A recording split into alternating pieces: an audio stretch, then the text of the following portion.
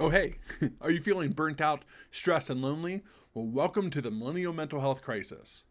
Our early childhood was filled with sleepovers and Mario Kart, GoldenEye, and the rise of boy bands. We watched the world move from corded phones, CD players, and dial up internet to all of that being in just one device.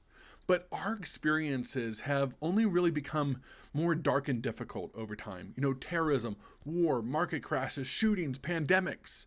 And previous generations have really given us nothing but crap, calling us lazy or entitled. And let's face it, being a millennial has been tough. Because millennials today, we're really facing an unprecedented wave of mental health challenges. And if you think about it, millennials have double the rates of anxiety disorders than their parents did. We have higher rates of depression than any other generation, more than Zs or Xers or Boomers or anything like that. And we're the most likely to die of alcohol or substance abuse. And then I even think financially speaking, we've really kind of been facing these overwhelming burdens of debt and healthcare, childcare costs, this really expensive housing market. And we know, especially when it comes to mental health, those with a financial burden and financial stress are actually 20 times more likely to attempt suicide. But what if there could be another way? I'm Scott Treese, I'm a therapist and ADHD career coach, and welcome to the first video in this series, the mental health challenges that millennials are facing and how to overcome them. In each video, we're going to talk about the issue, we're going to explain why it's happening, and start to give you some practical strategies and skills to start to overcome some of them. And if you're interested in this video so far, take a moment to give it a like or hit that subscribe button. It's a small action, but it really helps us reach more people who are navigating some of these similar challenges. And also, truly, I want to hear from you. Burnout is a topic that we're discussing today, and it's something that so many millennials are struggling with. And so I'm curious, what's your experience? Have you noticed it creeping into your life, or do you have strategies that are working for you? Drop your thoughts in the comments below, and truly, let's start a conversation.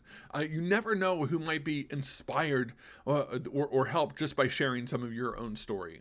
Today, we're starting with burnout. And so my question for you is, do you ever feel like you're running on a treadmill and it just won't stop? You're exhausted and frustrated and feeling no matter how hard you work, it's never quite enough. That's burnout. And millennials, we're experiencing it at rates no generation has had before us. And according to the World Health Organization, burnout is defined as this chronic workplace stress that hasn't been successfully managed.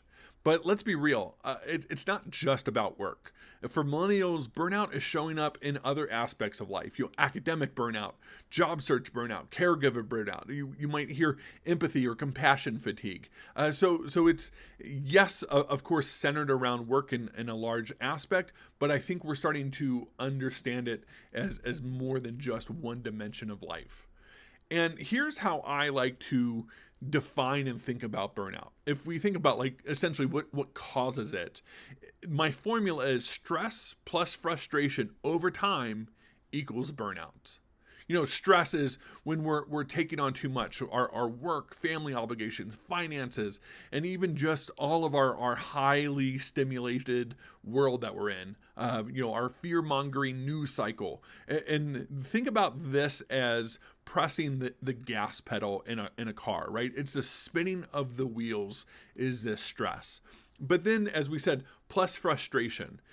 Frustration is this lack of feeling in control, this lack of progress. It's when our effort feels useless and we can't really make an effect in ourselves or in our situation.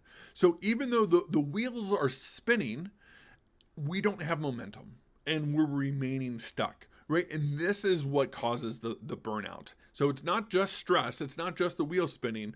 And it's not just frustration, this sort of stuckness. It's the combination of stress plus frustration. And then over time, without movement, this combination starts to lead to strain and then eventually full-fledged burnout. And it's that aspect that really starts to deteriorate over time. And then when burnout sets in, certainly, I think most people can feel it, even if they can't necessarily name it. And so, if we come back to some of the technical definition of what burnout is, it's considered a syndrome. And that means that it has multiple symptoms with unclear causes, but it shows up in three distinct ways. First element is this exhaustion. And I think, certainly that's the physical exhaustion, right? So if you're absolutely tired all the time, difficulty getting out of bed, that piece of it too. But there's also this mental exhaustion. And I think about that as sometimes what's referred to as like brain fog, right? It's hard to think, it's hard to concentrate. Our ability to push through is just kind of atrophied in that way. And then another, and this is especially true with burnout, is this social emotional exhaustion as well, right? And I think of feeling not feeling, right? This piece of not really caring all that much, feeling sort of apathetic, and that bleeds into our second element of the sort of the manifestation of burnout, which is, I guess how I'm going to call it, is this negative disengagement. This involves sort of becoming more cold or an indifferent attitude towards one's role. So again, that could be your work role, that could be your caregiver role, whatever sort of role that you're in, we become distance from that as well as even ourself. And our situation. So we appear apathetic, like we just don't care. We feel distance from ourselves. And eventually, I think, and this is where the negativity comes in, is we start to feel cynical around that, right? Is we're only seeing the negative, even when we're kind of filtering the positive and we getting downright, pessimistic in so many ways. And then our third category is this area of inefficacy. And that basically means that you're being more than just unproductive, which is an element of that. But there's this nagging sense that no matter how hard you push, you're not going to make any progress, right? It eventually leads to this feeling helpless and therefore start to hopeless and pointless, right? Like, why even try? Because nothing's going to make a difference anyway. In short, if you think about burnout, it's not really a problem or a disease, but it's the consequence of signs of distress or maladaptive responses to this. And really, and this is where it's this vicious cycle starts to feed into itself, right? So if you're feeling exhausted and negative and useless, this is only compound the stress and exacerbates the frustration. But I have to wonder, why are millennials especially prone to burnout? Because burnout is practically baked into our culture. There are three factors that make it especially tough for us. And I think this first one is around this 24/7 connection. We're the first generation really raised with the internet, and we're used to being constantly connected. Emails, text, social media, all those sorts of things. And our responsibilities don't really have a clear start or end to it. And this always on pressure makes unplugging feel like this impossible luxury. For example, even on date nights, our childcare can directly contact us. And it used to be a giant pain in the ass, right? You'd have to call the restaurant or the theater to actually get a hold of us. But now these barriers don't exist. So even when we're on our time off or our space in between, we're always still having this threat, this like, okay, they could be calling, they could be texting, there could be this emergency at any given point. There's also our demanding workloads.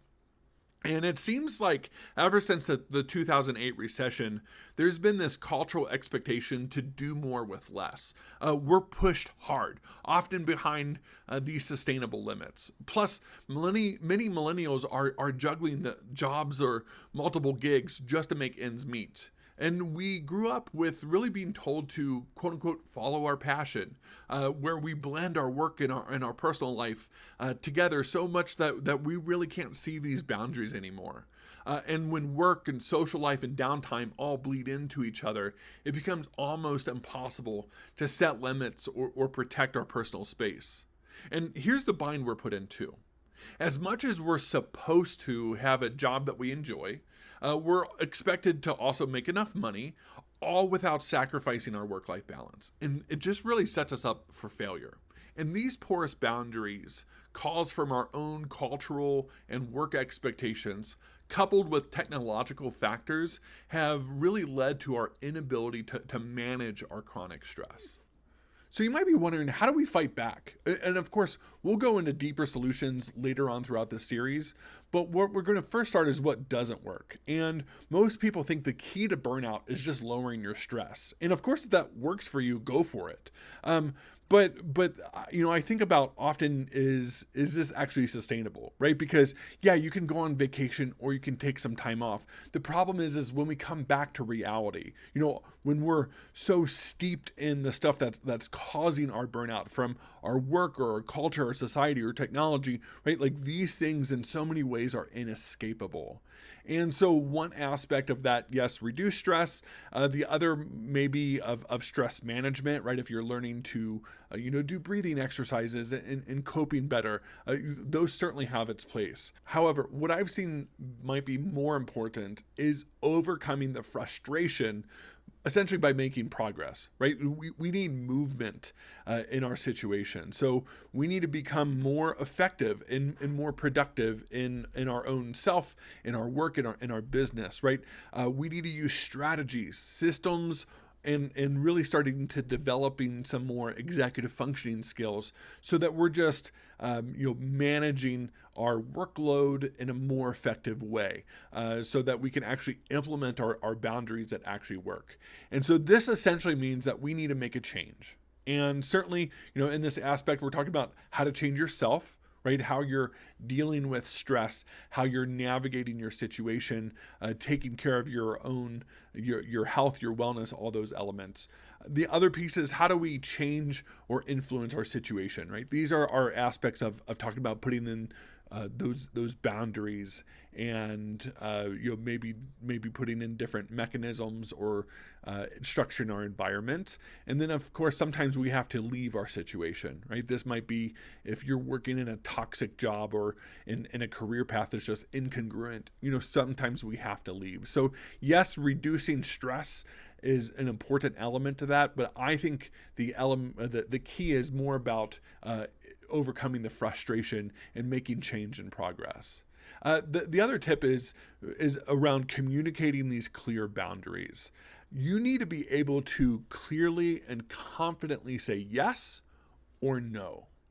Right? If I'm taking on work, if I'm taking on more responsibility, starting a project, I need to know in my situation that yes, I can confidently, boldly take that on, or I can clearly and confidently say no. And this is really hard to do if you don't have a plan and have a schedule. There's an element where in discuss of the 7 Habits of Highly Effective People by Stephen Covey, he talks essentially about this, the manager sort of walking down this hallway and he goes, knocks on the door and says, hey, I want you to take on this work or, take on this project. And basically in this excerpt, he says, so the person who's, has this plan, has had on the schedule, they sort of know where they are with their work. They come through and say, absolutely, boss, totally. But I'm working on these 7 other things. Which one would you like me to take off so that I can go do your task? And then later on in the book, he basically talks about how the manager sort of just walks down the hallway and finds the next person who will just say a yes. So that's where we need to, have a lot of wherewithal in our capacity limits to be able to say no or negotiate that too. That's why we're communicating our boundaries, not just quote unquote setting them. And then we're also going to have to unplug. And this means quite literally, having distance or having time off from different technology aspects as well. And then I like to think about this as really operating with what we might call our life roles, right? So if I'm in my role of a father or a husband, then, I'm at home fully present. If I'm working, I'm coaching or counseling, I'm in session, fully present. If I'm building content or reading or learning or exercising, right? It's like whatever I'm doing, let's be fully engaged, fully in that moment. So I like to use time blocking, which is essentially on our calendar, here's the chunk by my role that I'm in. And then the other aspect of this is really having some sort of role switching ritual, right? So this might be, when I walk in the door, what is my routine that I can do religiously just to let myself know, let my family know, hey, I'm here, I'm home, or hey, I'm not ready yet.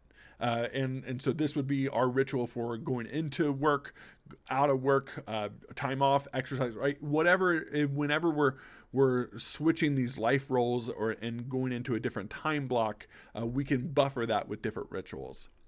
And tip 3 is to prioritize rest and recovery, because essentially burnout thrives when rest is being ignored. Here's what I'm not suggesting is especially if you heard that the term R&R, often we think about just relaxing. The problem is most of our relaxation is still, high stimulus consumption activities, right? So we're watching movies, we're playing video games, you're taking an edible, you're doing something, but unfortunately, it's actually still, fully fueling the dopamine levels in there too. So you're not actually getting that rest in there too. So I think, and as I just said, this is where we are prioritizing rest and recovery. So rest, think about that as sleep, literally, but also having silence and solitude, right? So not consuming media, not consuming and interacting sometimes with others. It's going outside, it's sitting still, it's being present by yourself. And then there's also our recovery. And this is where really think about what's going to be intentional practice. So recovery might not always feel just like, hey, you're taking it easy, right? If I think of a physical therapy, you're doing exercises, you're doing routines that you're implementing. In your case, think about like what fills you up, right? So you might be exercising. It might be good, healthy, nutritious food. It might be interacting with friends. Even though some of this stuff might be hard, that's actually promoting recovery rather than just relaxation. And so burnout is tough, but it's not unbeatable. In this next video, we're going to be tackling another hidden challenge, how stress is fueling this silent epidemic of depression. And so stay tuned and keep working on building this healthier, happier life together. See you next time.